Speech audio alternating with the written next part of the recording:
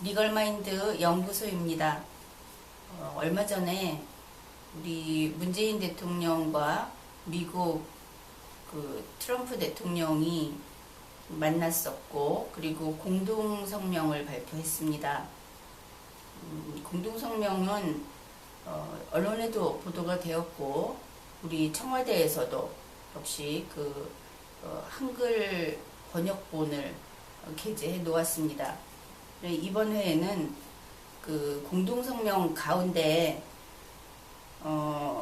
한미동맹 강화 부분만을 다루기로 하겠습니다. 공동성명 순서로 했을 때는 위에서 두 번째 단락 정도 됩니다. 이것이 청와대에 게시된 것이 6월 30일자로 되어 있습니다. 2017년 6월 30일. 공동성명은 물론 대한민국의 대통령 문재인과 미 합중국 대통령 도널드 트럼프 두 사람이 발표한 것입니다. 이 공동성명을 청와대에서는 다음과 같은 이유로 의미 있다고 이야기합니다. 이것이 문재인 대통령의 책임 국방이라고 하는 공약의 이행이다. 이러한 설명을 곁들이고 있습니다. 그 내용은 이렇습니다. 조건에 기초한 전자권 전환을 조속히 달성하고 동맹 차원의 협력을 강화하면서 연합 방위를 주도하기 위한 핵심 군사 능력 확보. 이것이 한미동맹 강화의 핵심이라고 하는 것입니다. 뒤에서 보면은 알 수 있겠지만 일단 여기에서 한 가지 짚어둘 것은 연합 방위를 주도하기 위한 이라는 이 부분에서 이 대한민국은 앞으로 계속 연합 방위를 지속할 것이다 하는 것을 알 수 있죠. 이것은 매우 의미 있는 구절입니다. 그것은 앞으로 논의를 하면서 다시 확인하도록 하죠. 이 문재인 트럼프 공동성명 가운데 한미동맹 강화라고 하는 이 단락을 백악관 게시판에 있는 영어 원문을 가지고 살펴보기로 하겠습니다. 여기에서 이 성명이 담고 있는 텍스트의 의미, 그리고 문재인 대통령은 무엇을 주기로 하였고, 그리고 또 무엇을 받아왔는지, 그리고 이러한 한미 정상의 공동 성명을 기초로 해서 앞으로 이 대한민국에서 전개될 안보 상황은 어떠한 방향으로 나아갈 것인지 하는 것들을 함께 논의해 보죠. 먼저 제1문 첫 번째 문장입니다. 이 첫 번째 문장은 청와대 해석을 먼저 소개를 하겠습니다. 양 정상은 조건에 기초한 한국군으로의 전자권 전환이 조속히 가능하도록 동맹 차원의 협력을 지속해 나가기로 결정하였다. 그저 무난히 들으면 별 문제가 없는 문장입니다. 그러나 이것은 영어 문장을 직접 해석해 보게 되면 이 평이한 청와대 해석보다는 더 많은 내용을 읽어낼 수 있습니다. 영어 원문은 이렇습니다. The two leaders, 이것이 두 정상은 이렇게 되겠죠. decided to continue, decided 결정했다. 무엇을? to continue, 계속하기를 결정했다. 이렇게 되겠죠. The alliance's work, 그러면은 동맹의 일, 동맹의 작업, 이런 것입니다. 그러면 두 정상은 동맹의 일을 계속하기로 결정했다. 이렇게 되죠. 그런데 동맹의 일이 그 이후에 설명이 되는 것입니다. to expeditiously. 그런데 이 expeditiously는 조속히 혹은 신속하게 가능한 한 일찍 이렇게 해석이 됩니다. 그러니까 조속히. 그런데 어떻게? enable은 뭐뭐 할 수 있게 되다 이렇게 되죠. 그 뒤에 나오는 것이 enable 다음에 나오는 것이 transfer입니다. 이전할 수 있게 되다. 그러면 조속히 이전할 수 있게 되다. 조속히 이전할 수 있게 되도록 동맹의 작업을 계속하기로 결정했다. 이렇게 되겠죠. 그리고 이전을 하는데 무엇을 이전하느냐 하면은 of 그 이후에 of 이하가 무엇을에 해당되는 것입니다. 그런데 wartime operational control of ROK forces.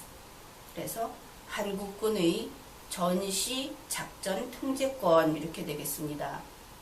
한국군의 전시 작전 통제권을 이전할 수 있도록 신속하게 이전할 수 있도록 하기 위한 우리 동맹의 작업을 계속하기로 결정했다. 이렇게 됩니다. 청와대 해석과 어떻게 다른 것인가 하는 것은 여기에선 다루지 않겠습니다. 다만 이 영어 원문을 보았을 때 이전은 이전인데 그 이전의 앞에 수식어가 붙어 있습니다. conditions based transfer. 그러니까 컨디션은 조건이죠. 조건들이 based 바닥에 깔려 있는 그러한 트랜스퍼, 그러한 이전 이렇게 되겠습니다.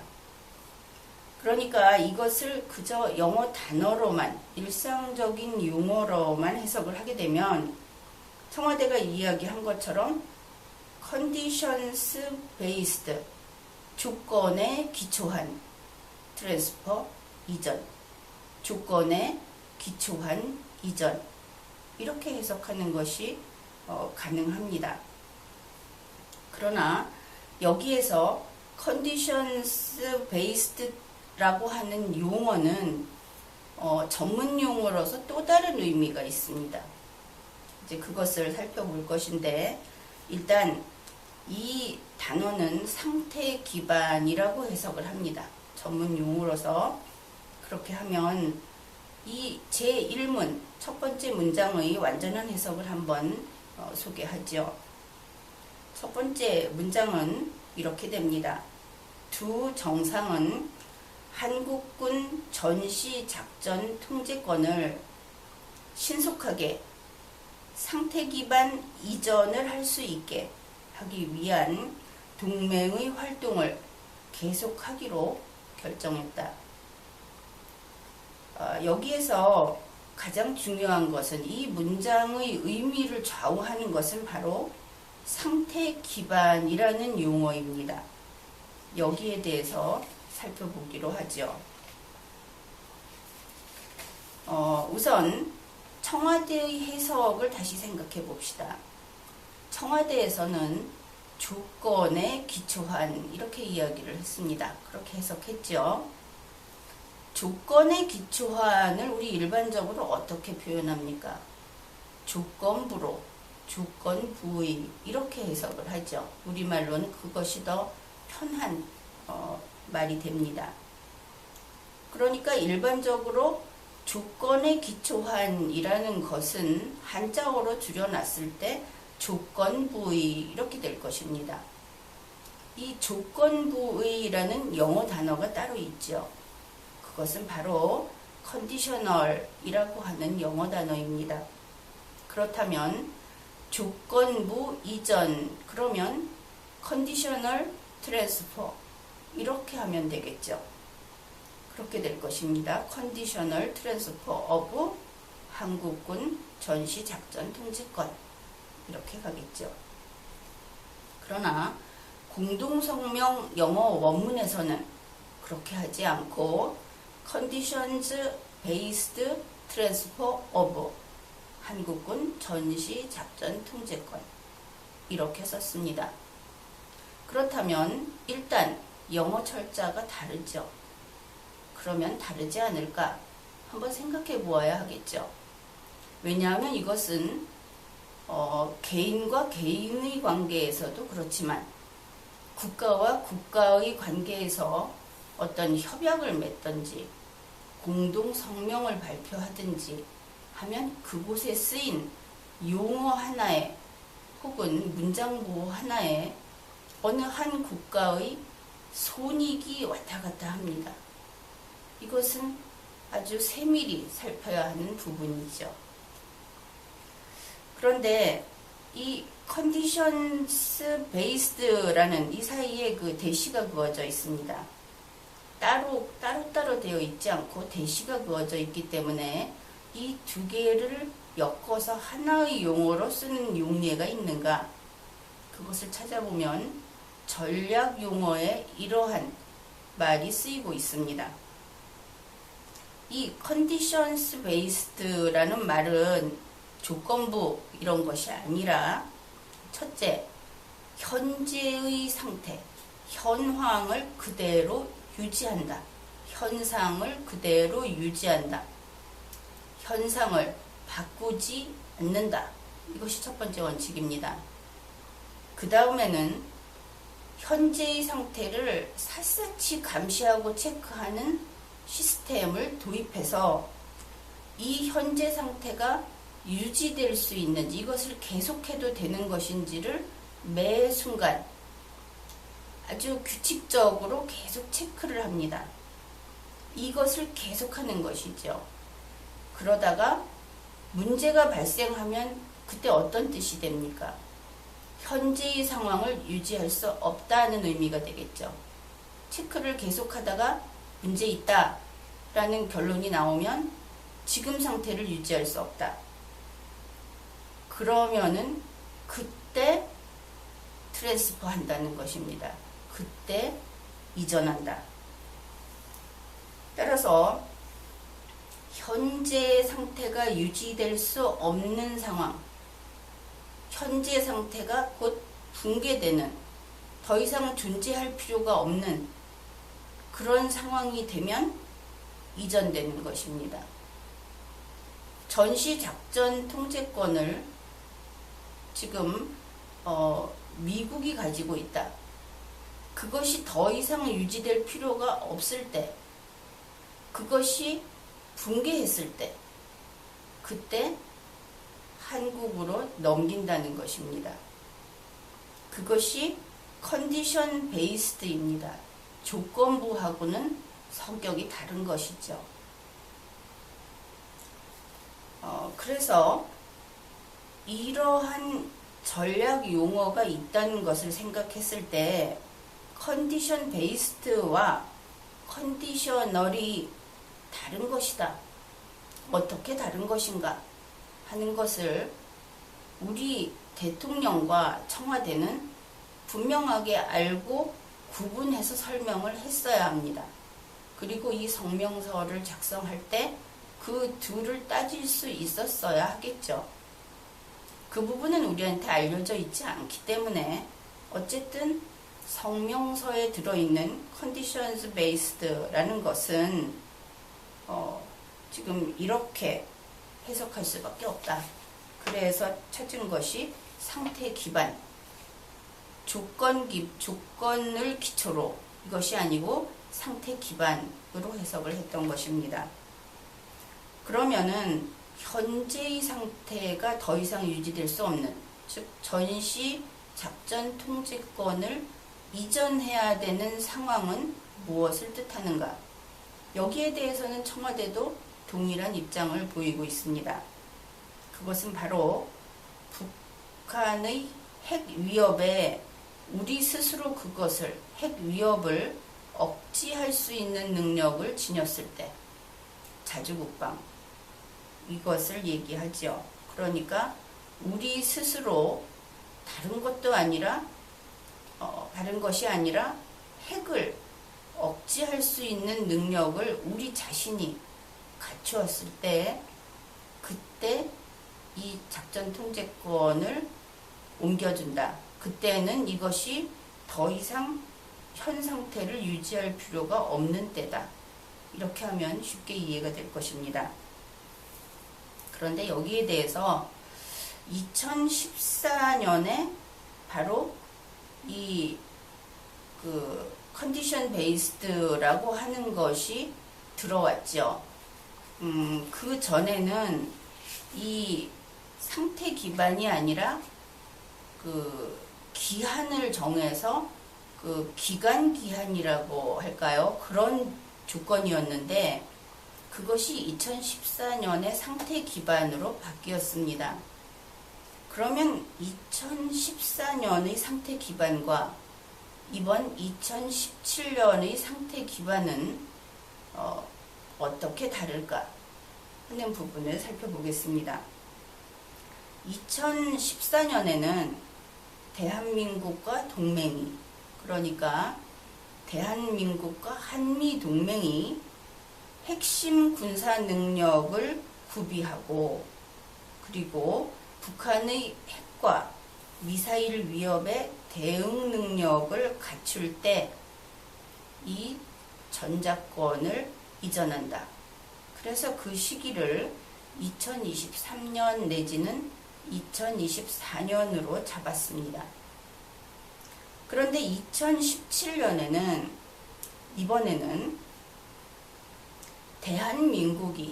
대한민국과 동맹이가 아니라 대한민국이 핵심 군사 능력을 구비해서, 다시 말해서 우리가 독자적으로 북한의 핵 미사일 위협에 대응할 능력을 갖추면, 그러면 전자권을 이전한다. 이러한 내용입니다. 2014년보다 더 어려워지기는 했죠. 그런데 여기에 한 가지 더 붙습니다. 조속히 이전한다. 그러니까 이러한 핵심 군사 능력을 구비하는 것을 조속히 하겠다는 것이 공동성명에 들어가 있습니다. 그러면 이 조속히는 언제일까? 그것이 좀 다릅니다. 두 사람에게 있어서. 문재인 대통령은 자신의 내심이라고도 할 수 있고, 또 지난 선거 때 이렇게 공개를 했죠. 2022년까지는 전자권을 회수하겠다.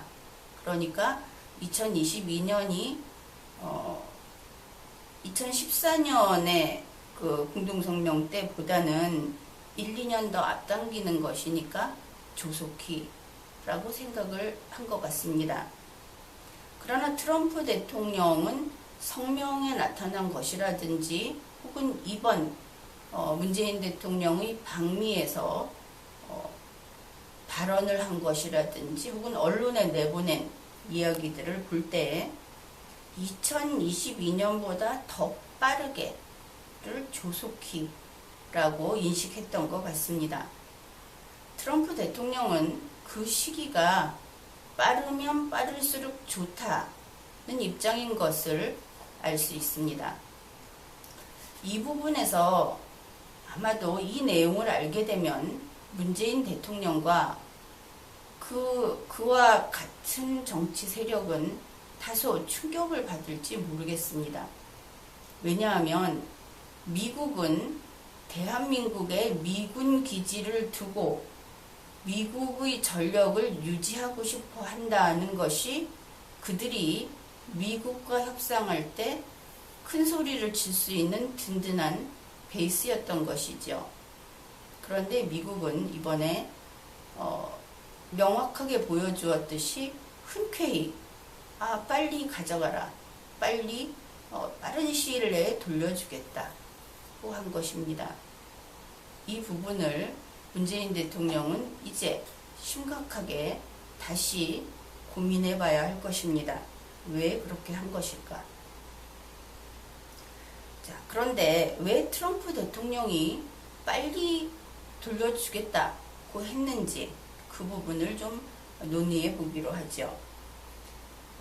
앞에서 이 컨디션 베이스드, 그래서 이 상태 기반이라고 하는 것이 계속적인 시스템 체크를 수반한다고 했죠. 이 시스템을 체크하면서 지금이 바로 이 상태 기반 이전, 이것을 옮겨줄 시기다 하고 판단을 하게 되면 전자권을 넘겨준다고 했습니다. 그렇다면 이 시스템 체크라고 하는 것은 다시 말해서 한국이 핵심 군사 능력을 구비하는지를 계속 쫓아가면서 확인하겠다는 것이죠.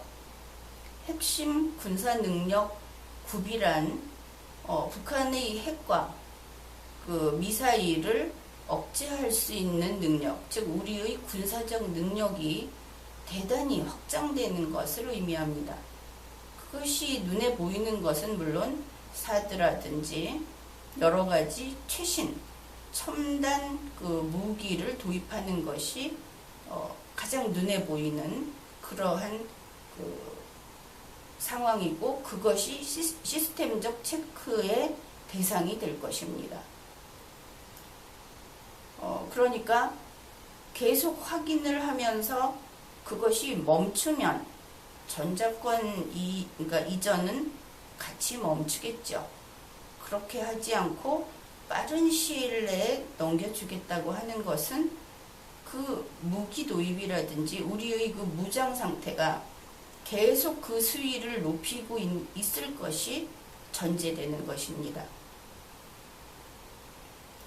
그런데 전자권을 넘겨준다 하는 것은 동시에 그 현 상태를 유지할 필요가 없고 현 상태가 붕괴되는 것이라고 했죠.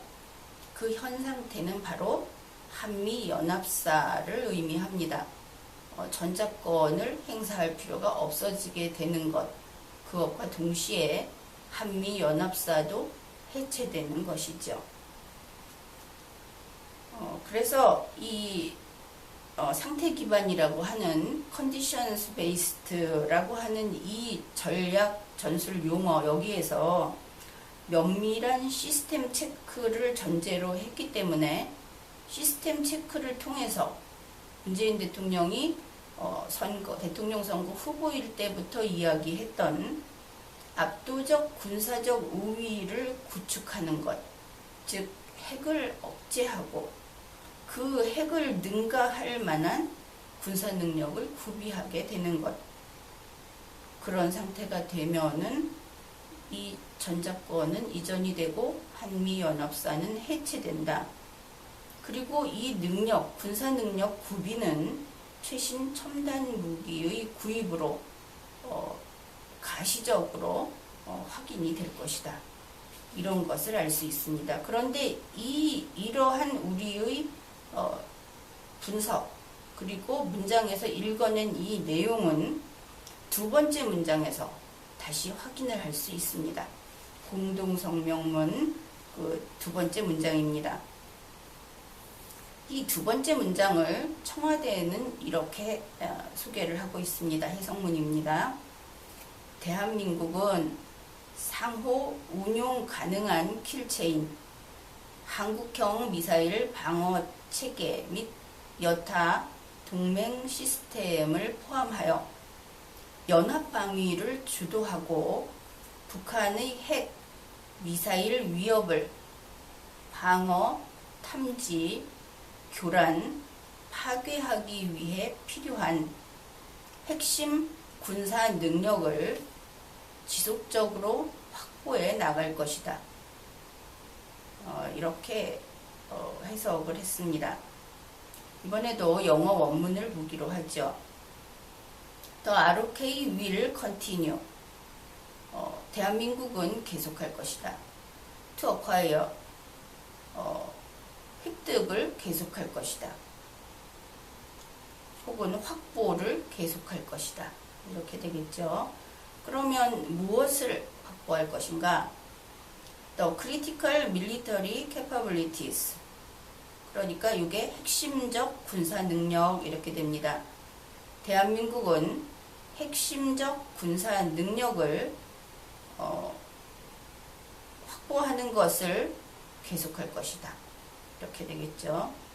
그러면 핵심적 군사 능력은 무엇을 위한 핵심적 군사 능력인가 하는 내용이 이어집니다.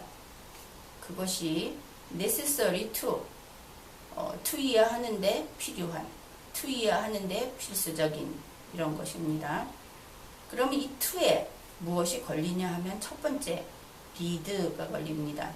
lead, 이끌다, 지휘하다, 주도하다 이렇게 되겠죠. 그러면 이끄는데 필요한, 그러면 이끌다에는 또 목적어가 필요하죠. 또 combined defense, combine, 결합하다 이것입니다. 그래서 결합한 디펜스, 연합 방위 이렇게 되죠. 그래서 연합 방위를 이끄는데 필요한 핵심적 군사 능력을 확보하는 것을 계속하겠다. 문장은 굉장히 평이합니다. 그리고 and로 이어집니다. 그러면 and 이하에는 necessary to가 또 나오겠죠. 뭐뭐 하는데 뭐뭐 하는 것이 필요한.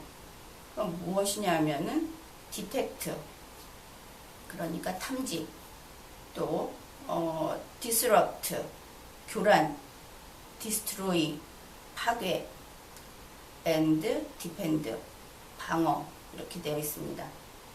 그러니까 탐지, 교란, 파괴 그리고 방어하는 데 필요한 핵심적 군사 능력을 확보하는 것을 계속할 것이다. 그래서 지금 and를 전후로 해서 두 가지 계속할 것이 나왔죠. 그러면은 이 뒷부분에 나오는 그 파괴, 교란 이런 것은 무엇에 대해서가 필요할 겁니다. 그것이 against, 뭐뭐에 대항해서, 더 DPRK, 북한, 어퍼스트로피 S 붙었으니까 북한의 nuclear and missile threat, 그러니까 핵 위협과 미사일 위협에 대항해서 그것을 탐지, 교란, 파괴, 방어하기 위한 핵심적 군사 능력, 이것을 갖추겠다. 이렇게 되는 것입니다. 핵심적 군사 능력이라고 하는 것이 무엇이 있는가? 그것이 문장이 이어집니다. including through,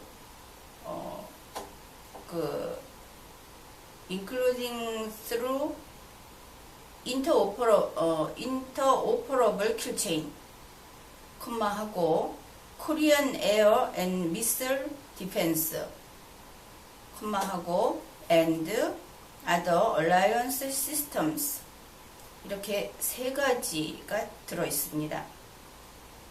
그러니까 이것은 가장 먼저 interoperable 킬체인은 들어보았죠. 그러니까 그 상호 운용이 가능한 킬체인, 이 부분은 따로 또 살펴볼 것입니다. 그리고 한국형 미사일 방어 체계, 그리고 그 이외 기타 동맹 시스템 등을 포함하는 핵심적 군사 능력, 이번에는 핵심적 군사 능력의 내용을 이야기하고 있죠. 그래서 이 모든 것을 지속적으로 확보할 것이다. 그래서 이 문장을 다시 전체를 해석한 것을 읽어드리죠. 대한민국은 상호 운용 가능 킬체인, 한국형 미사일 방어 체계, 그리고 기타 동맹 시스템 등을 포함하는 한미 연합 방위를 한국이 주도하기 위하여 필요한 핵심적 군사 능력, 그리고 북한의 핵과 미사일 위협에 대응한 탐지, 교란, 파괴, 그리고 방어를 위하여 필요한 핵심적 군사 능력을 지속적으로 확보할 것이다. 이것이 제2문의 전체 해석입니다. 그런데 여기에서 아주 중요한 단어가 있습니다. 그것이 바로 인터오퍼러블이라고 하는 것입니다. 인터오퍼러블 킬체인. 여기에서 인터오퍼러블이 상호 운용 가능이라고 하는 것입니다. 상호 운용. 그렇다면 적어도 이것을 운용하는 주체가 둘 이상 있다는 것이죠. 둘 이상 있으면서 상호 운용이 가능한 것입니다. 킬체인은 방어 시스템이기도 하죠. 그런데 이 킬체인이라고 하는 그 여러 단계로 이루어진 하나의 서클로 표현을 하고 있는데 그 체계를 상호가 운용한다. 그러면 우리의 경우에 이것이 한미동맹과 관련된 것이니까 미국도 쓰고 한국도 쓴다. 이런 의미가 되겠죠. 그것은 단지 단어로 한번 추론을 해본 것입니다. 그러면 상호 운용이라는 것이 군사상 어떻게 쓰이는가 하는 자료를 소개하겠습니다. 이것은 정경영 씨의 통일을 향한 안보의 도전과 결기라는 책을 참조한 것입니다. 거기에서 상호 운용성이라고 하는 것을 이렇게 설명하고 있습니다. 한국이 독자적으로 개발을 할 경우에, 그러니까 킬체인의 경우겠죠. 우리가 지금 보는 문장에 대입을 시켜봅시다. 한국이 독자적으로 킬체인을 개발할 경우 기술과 자본, 시간이 소요되기 때문에 국내에서 개발하지 않고 미국 무기를 구매하는 것, 그것을 상호 운용성이라고 한다. 이러한 내용이 들어있습니다. 그렇다면 인터오퍼러블 킬체인이라고 하는 것은 우리나라에서 킬체인을 개발해서 만들어내는 것이 아니고 구매하는 것이다 하는 것을 알 수 있죠. 그러면 이 풀이가 옳은지 그것을 뒷받침해주는 자료를 한번 더 소개하죠. 그것은 이번에 문재인 대통령과 트럼프 대통령이 그 언론 발표를 한 적이 있었죠. 그것을 청와대가 소개해 놓았습니다. 거기서 일부분인데 문재인 대통령이 이렇게 이야기를 합니다. 대한민국 역시 한미 연합 방위 능력을 강화하는 동시에 국방개혁을 통해 우리 군의 독자적 방위 역량을 증진해 갈 것입니다. 여기까지는 그저 자주국방 이야기입니다. 그 다음에 이 과정에서 한미 양국 간의 방위산업 기술 분야 협력도 더욱 활성화되기를 기대합니다. 여기에서 방위산업 기술 분야 협력이라는 것이 단지 기술 협력인지 혹은 아닌지 여기에서 킬체인 구매 가능성도 좀 기대해 볼 수 있겠죠. 그러면은 청와대가 이 한미 공동성명을 소개하고 한미 공동성명이 나오는 과정에서 이러한 인터오퍼러블 킬체인이라고 하는 것이 한국형 킬체인이 아니라 킬체인 구매다, 그렇게 볼 수 있다는 것을 체크하였는가, 그런 점에 대해서 우리가 궁금하게 여길 수밖에 없죠. 그런데 문재인 대통령은 알고 있었을 수도 있습니다. 왜냐하면 바로 이와 같은 방식으로 하는 것이 지난 방송에서 이야기했던 문재인 대통령의 대통령 프로젝트 안에 포함되어 있기 때문입니다. 그러면은 안보실장이나 외교부 장관이나 다른 청와대에 있는 공무원들, 그 사람들은 알았을까? 그것은 좀 뭐 확신할 수는 없지만 어쩌면 몰랐을지도 모른다, 이렇게 생각할 수도 있습니다. 특히 국방부 장관이 없는 상태에서 안보실장이 있었다고 하더라도 그는 외교관 출신입니다.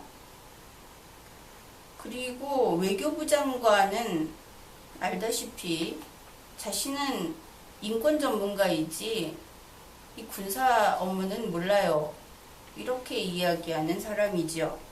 그렇기 때문에 문재인 대통령이 이 내용을 만일 몰랐다면 이번에 그 한미 정상회담을 하는데 꼭 필요한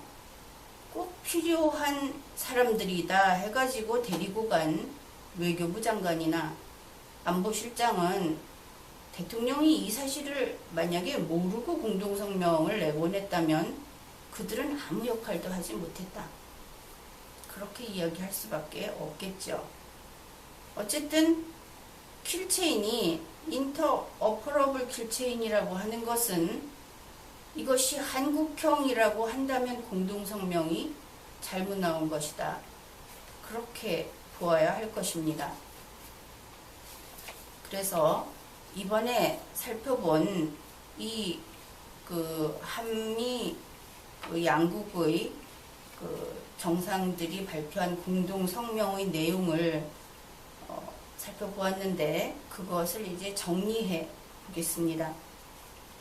한미 정상회담의 주인공은 문재인 대통령과 트럼프 대통령이죠. 근데 이 두 사람은 매우 닮은 점이 많으면서 어떻게 보면 전통적인 대통령상에 참 어울리지 않는 사람들이다 하는 그런 공통점도 있습니다. 우선 문재인 대통령은 변호사 마인드를 가진 사람입니다. 대통령은 보통 변호사처럼 흰색을 희다고 하지 않고 검은색을 검다고 하지 않는 그런 사람보다는 가령 흰색과 검은색을 선과 악이라고 했을 때 오로지 흰색을 지키겠다 하는 의지를 지닌 사람이 전통적으로 대통령에 어울린다, 그렇게 보고 있죠. 그런데 변호사는 무슨 색이라고 할까요? 라고 부르는 그런 유형이기 때문에 사실은 대통령에 그렇게 어울리지는 않습니다. 또한 변호사 마인드를 지닌 사람은 스스로 하는 말에 대해서 책임감을 느끼지 않습니다.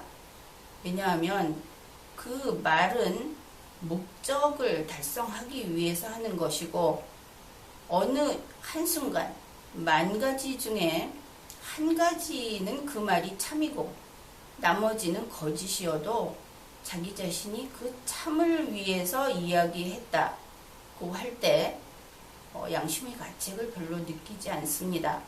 그것은 변호사가 소송이건 비송이건 법원에서 하는 그들의 업무를 생각해 봤을 때 여러분이 쉽게 이해할 수 있을 것입니다. 다시 말해서 변호사 마인드를 지닌 사람은 첫째, 말에 있어서 신의가 없습니다. 그 점은 정상적인 공간에서 문명국이라든지 그런 곳에서는 치명적인 약점이죠. 그러나 다행인 것은 변호사 마인드를 지닌 사람은 문서에 대해서는 책임감을 강하게 느낍니다. 법과 관련돼서 그러한 것이죠. 그런데 문재인 대통령에게 있어서 좀 아쉬운 것은 문재인의 사람들, 그 문재인 대통령을 보좌하는 공무원들이 좀 업무 능력이 대단히 떨어집니다. 지금까지 살펴본 바에 의하면 특히 이번 경우 같으면은 전문 용어를 모릅니다. 이 국정을 수행할 때 사용하는 전문 용어를 모르면서 문서를 작성하는 경우를 우리가 같이 확인을 많이 해 보았죠. 이러한 면에서 문재인 대통령은 대단히 국정 수행을 함에 있어서 취약점을 가지고 있다고 할 수 있고, 그런 상태로는 대통령 직무를 계속 수행하는 것이 어려울 것입니다. 곳곳에서 난관과 부딪힐 것이기 때문입니다. 이런 면에서 문재인 대통령은 청와대 개혁이 시급하다. 그리고 스스로 그러니까 선택한 그러한 인재들, 그들이 국정 수행을 하는데 그 능력이 부족하다 하는 것을 빨리 깨닫고 적절한 조치를 해야 할 것입니다. 여기까지를 트럼프 대통령의 경우를 살펴보면 이렇습니다. 트럼프 대통령은 기업가 마인드를 가지고 있습니다. 기업가 마인드를 가진 사람 역시 공적인 목표를 추구하는 대통령에는 그다지 잘 어울리지 않는다고 할 수 있죠. 그러나 트럼프 대통령이 대통령으로 되었다는 것은 바로 이 시대 미국 국민이 그러한 대통령을 필요로 한다는 의미가 될 수 있습니다. 아마도 지금부터 전개될 세상은 이런 사람들이 서로 각축전을 벌이는 그런 세상이 되지 않는가, 그렇게 생각해 볼 수 있습니다. 그런데 트럼프 대통령이 기업가 마인드를 가지고 있다 했는데, 이번에 한미 정상회담을 하면서 문재인 대통령을 만나서 서로 협의하고 결과물을 내놓고 하는 과정을 보면 이번에는 기업가 마인드가 아니고 상인 마인드로 대했던 것을 알 수 있습니다. 트럼프 대통령은 말을 함부로 하기로 유명하죠. 그러나 공식적인 말에 대해서는 책임감을 강하게 느낀다고 보고 책임을 지는 것으로 생각할 수 있습니다. 우선 선진국이고 또 국민들의 그 리걸 마인드라든지 시민정신, 그것이 상당하기 때문에 말에 대해서 약속을 지키지 않는 데까지 이르른다면 국민이 용납하지 않겠죠. 그 다음으로 트럼프 대통령도 문서에 대해서 강하게 책임감을 느낄 것입니다. 그리고 당연히 책임을 져야 하겠죠. 그런데 이제 트럼프 대통령의 경우에 대의 명분이라고 하는 것을 모른다, 이렇게 평가할 수 있습니다. 그에게는 돈이 중요합니다. 이 부분은 문재인 대통령도 동일합니다. 대의 명분은 모른다. 그리고 돈이 중요하다. 문재인 대통령은 변호사 마인드이기 때문에 돈이 중요합니다. 그리고 트럼프 대통령은 기업가 내지는 상인 마인드이기 때문에 당연히 돈이 중요하죠. 그리고 이 두 사람 다 전쟁을 싫어합니다. 반드시 해야 하는 것이 아니라면 분쟁에 끼어들기를 원하지 않는다. 그렇게들 평가를 하고 있죠. 그러나 분쟁에 끼어들게 되면은 그것은 어쩔 수 없는 것 아니겠습니까? 트럼프 대통령의 경우에는 분쟁에 끼어드는 것은 강대국이니까 이익이 있으면 할 겁니다. 또 자신의 이익을 확보하기 위해서 필요하면 하겠죠. 그러나 우리나라의 문재인 대통령은 약한 나라이죠. 돈은 좀 있다고 하지만 강대국이 아닙니다. 그래서 지금 강대국이 되려고, 특히 그 군사적으로 강대국이 되려고 하는지 모르겠는데, 그래서 전쟁을 싫어한다 하는 것이 별 의미가 없습니다. 다른 나라를 침략하고 정복할 수 있는 능력이 있는 사람에게 있어서는 전쟁을 싫어하고 좋아하고 선택을 할 수 있지만, 그런 그 군사력이 강하지 못한, 특히 바로 코앞에 핵을 가진 적을 앞에다 두고 떨고 있는 나라의 대통령은 그러한 선택을 할 여지가 없죠. 이제 두 사람의 결정적인 차이점을 이야기하겠습니다. 트럼프 대통령은 미국의 이익을 최우선으로 합니다. 그런데 문재인 대통령은 문재인 자신의 이익을 최우선으로 합니다. 정말 극과 극을 달리고 있다, 이렇게 이야기할 수 있죠. 그러면 어째서 문재인 대통령이 자기 자신의 이익을 최우선으로 한다고 이야기하는가?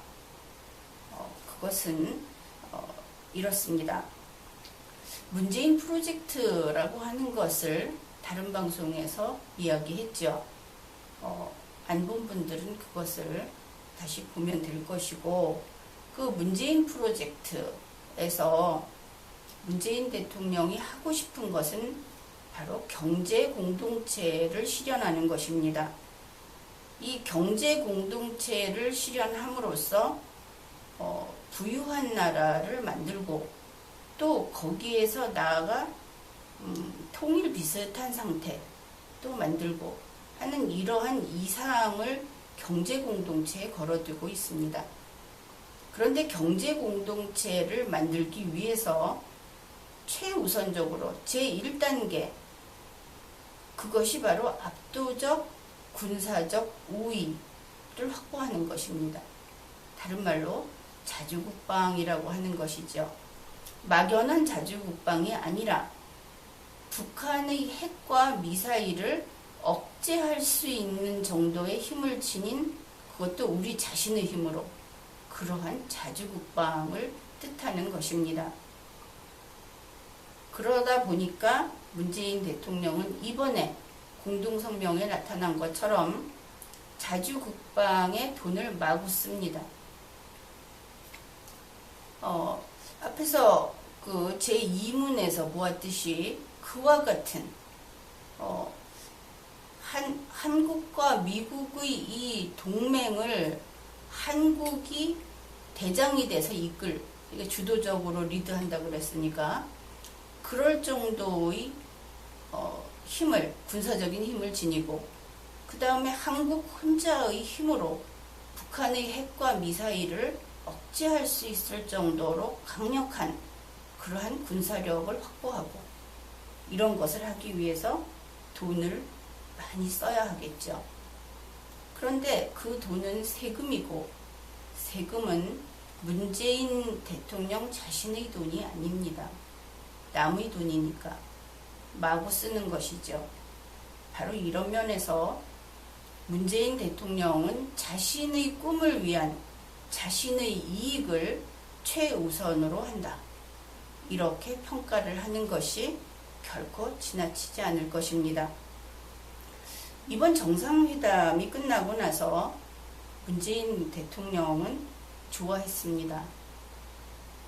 왜냐하면 압도적 군사적 우위, 즉 자주국방을 달성할 수 있는 이제 청사진이 마련됐습니다. 그 계획에 따라서 돈만 쓰면 될 것 같았죠. 그렇게 보였겠죠. 그런데 이번 정상회담에서 트럼프 대통령도 좋아했습니다. 왜냐하면 돈 벌게 되었거든요. 앞에서 보았듯이 이 전시 작전권 그 이전, 이것을 조속히라고 했습니다. 그것은 지금부터 가능하면 빨리, 이렇게 트럼프 대통령이 이해하고 있다고 보았죠. 그런데 그 전자권 이전은 상태 기반 전자권 이전이라고 했습니다.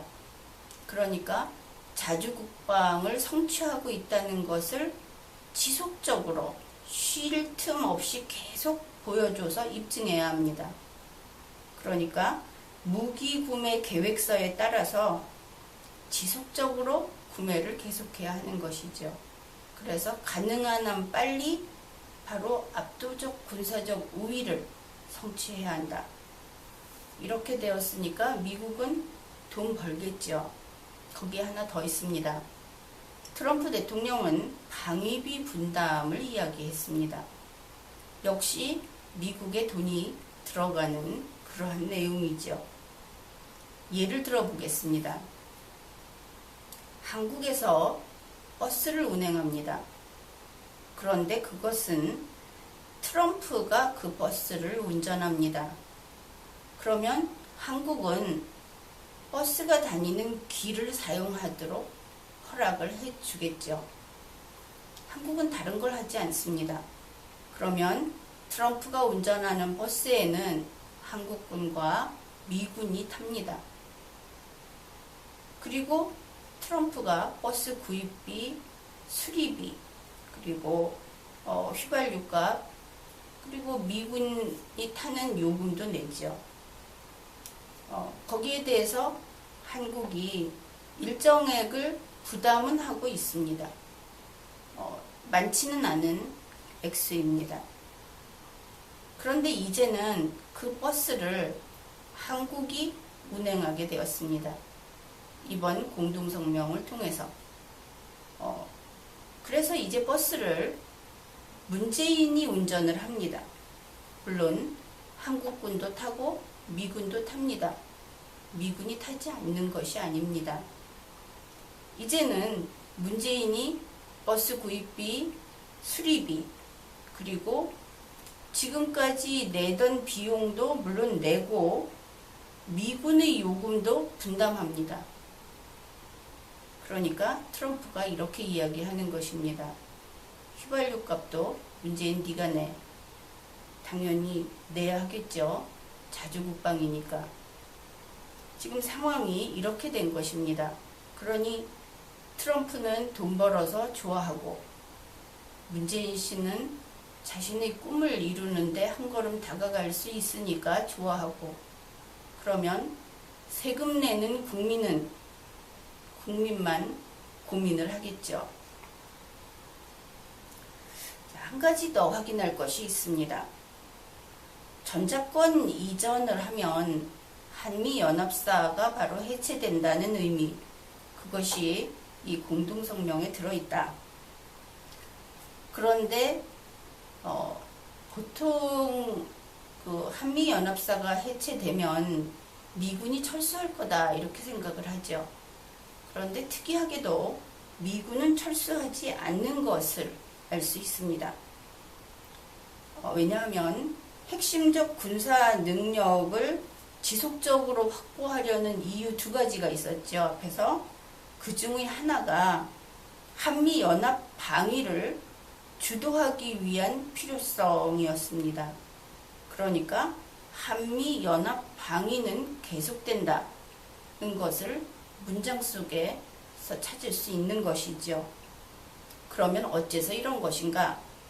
그것은 우리의 안보 전략상 미군이 계속 필요하게 된다. 그렇게 볼 수 있습니다. 그러나 이제는 공짜가 아니죠. 미국이 필요해서 있는 것이 아니고 우리가 필요해서 있기 때문에 이제 미군은 우리가 고용한, 돈 주고 고용한 값비싼 외인 부대로 되는 것입니다. 그러면 지금하고 무엇이 달라지는가? 미군은 남아있는데 달라지는 것은 이것입니다. 미군이 가고 싶으면 언제든지 갑니다.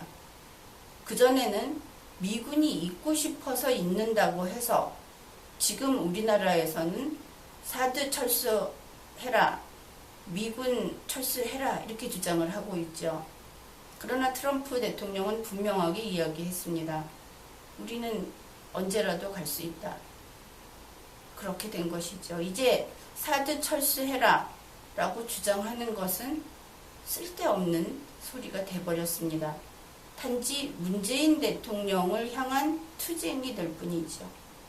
미군 철수해라. 그것도 마찬가지입니다. 잊고 싶어 하지 않습니다. 이제 상대방이 무엇을 아파하는가를 알고 공격을 해야 제대로 된 공격이 되는 것인데, 상대방이 아파하지 않고 달콤해하는 것을 그것을 집어 던지고 있다면 이제는 그 사드 철수하라는 시위, 미군 철수하라는 성토는 의미가 없어졌습니다. 이런 국제관계를 제대로 알고 그러한 운동도 해야 할 것입니다. 그렇게 해서 이번 이 공동성명을 분석하면서 우리가 확인하게 된 것은 다음과 같은 것입니다. 문재인의 자주 국방은 천문학적인 돈이 든다. 그것은 우리 전체 국민의 부담입니다. 과연 그런 방식으로 해야 하는 것인지, 혹은 그것밖에 없었던 것인지, 그런 것들도 생각해 보아야 하겠죠. 그 다음에 또 하나, 문재인의 자주 국방에는 미군 철수가 없다. 미군 철수를 아주 손꼽아 기다리던 사람들에게는 참 반갑지 않은 이야기일 것입니다. 그러나 일단 앞으로 세상은 바뀔지 모르겠지만 이번 공동성명을 통해서 읽어낼 수 있는 것은 이러한 것들이었습니다. 이번 회에는 여기까지 하겠습니다.